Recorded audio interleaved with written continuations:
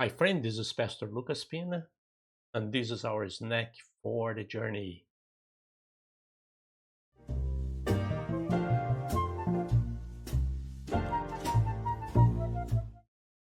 And we are at the end of our journey in this series, most well known prayers in the Bible.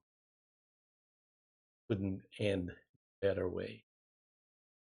I'm glad that you're here with us. We're going to start next video. We're going to start a new series, but we're ending this series on the most well known prayers in the Bible. So we started all the way in Genesis. So if you're new here, check it out our videos because we start the prayers, Genesis, walk through the Bible and checking all the most well known, not all the prayers, but the most well known prayers in the Bible.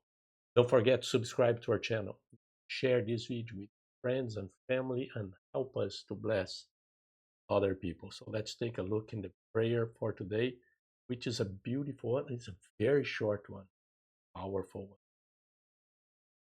In the book of Revelation, chapter 22, verse 20, Jesus saying, He who testified to this thing says, Yes, I'm coming soon. Amen. Come, Lord. The prayer. Come, Lord Jesus. In Aramaic, it would be Maranatha. I don't know if I'm pronouncing right, Aramaic word here, but it's a very well known word. You already heard that word, Maranatha. Maranatha.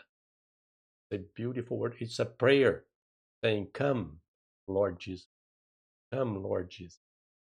It's a prayer inviting Lord Jesus to conclude the purpose of God for everything that He come finish the job. And that is the prayer. The prayer. That should be our prayer. The Lord that come finished everything that He planned to conclude plan, purpose for us, world, for families, for the church, everybody. That expectation, that prayer should lips, tongues, constantly. And come, Lord, come, Lord. With this prayer, book of Revelation close. John says, the grace of the Lord Jesus, God's people, closed. That is the prayer. Closes the come, Lord. This is our snack for today. God bless you.